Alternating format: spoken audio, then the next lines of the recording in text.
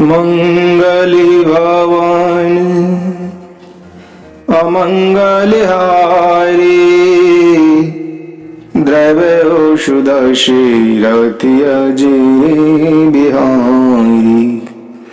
राम सिया राम जय जय राम। रामायण महत्व।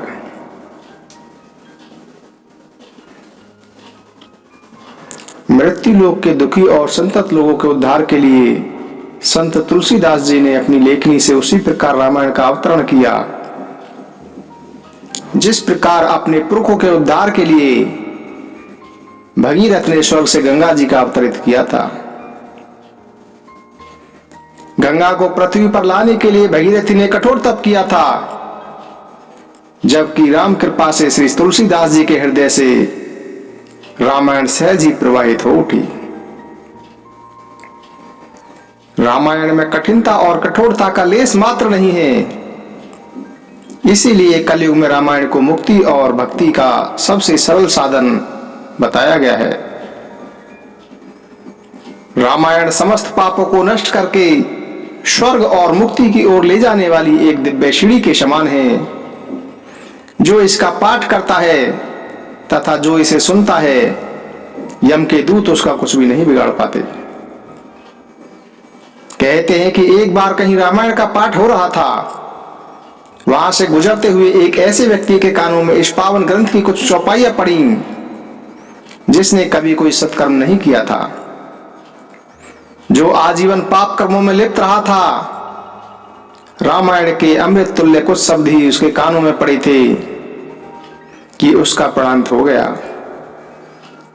वह उसी स्थान पर गिर पड़ा और यमराज के दूत उसे लेने के लिए आए, लेकिन अभी वे उसे पास में मानते कि विष्णु पार्षदों ने आकर उसे अपने विमान पर बिठा लिया और विष्णु लोक की ओर ले जाने लगे। यमराज के दूतों ने जब उनका विरोध किया, तब पार्षदों ने उनका अपना प्रताप दिखाया यमराज के दूतों को, और यमराज के दूतों को पार्षदों के प्रभाव को देखकर वहां से भागना पड़ा।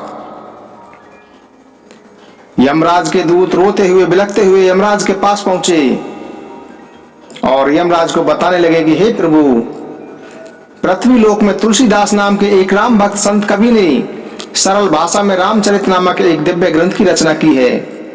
हे स्वामी, जो उसका पाठ करता है और जिसके कानों में उसके दो शब्द भी पड़ जाते हैं, हम उसका कुछ भी नहीं बिगाड़ पाते। इस बार तो हम एक अदम व्यक्ति को लेने गए थे, लेकिन क्योंकि उसके कानों में रामायण के 2-4 शब्द पड़ चुके थे, इसलिए विष्णु पार्षद हमसे उसे छीन कर ले गए। और जब हमने उनका विरोध करना चाहा, तब वहां एक विशालकाय दिव्य वानर प्रकट हुआ, जिसने अपनी गदा और मुक्कों के प्रहारों से हमें लहूलुहान कर डाला। जब हमने अपनी भूल के लिए क्षमा मांगी, तो उस कपिराज ने सावधान किया और हमें कहा कि जहां भी रामायण की कथा हो, वहां हम न जाएं। जो रामायण का श्रवण या पाठ करते हुए देह त्याग करे, उसका भी स्पर्श न करें। दूतों की बात सुनकर यमराज भी भयभीत हो गए। उन्होंने दूतों को समझाया कि जैसा उस दिव्य वानर ने कहा है, वैसा ही करिए आप। ना ही वहां जाइए जहां रामायण का पाठ होता है, और ना ही उसका स्पर्श करने की बात भी सोचना, जिसके कानों में राम अमृत प्रवाहित हो रहा हो, जिसके कानों में रामायण का पाठ हो रहा हो। यह है रामायण की महत्ता। यदि किसी को कोई पातक या महापातक लगा हो, तो रामायण पाठ करने सुनने से उसकी मुक्ति मिलती है। रामायण का पाठ अष्ट सिद्धि और 9 निधियों को देने वाला है। इसी प्रकार इसकी विशिष्ट चौपाइयों का जप करने से मारण, मोहन, स्तंभन, उच्चाटन, कीलक और वशीकरण आदि 6 कर्मों की भी सिद्धि हो जाती है। जिसे संसार रूपी काल स्वप्ने डसा हो, जो नशे की हालत में सही को गलत और गलत को सही जानकर व्यवहार कर रहा हो, उस मूढ़ता की औषधि भी रामायण ही है। जिस पर ग्रहों की कोप दृष्टि हो, उसे भी चाहिए कि रामायण का पाठ करे या सुने। इससे उसके सभी ग्रह शांत और अनुकूल हो जाते हैं।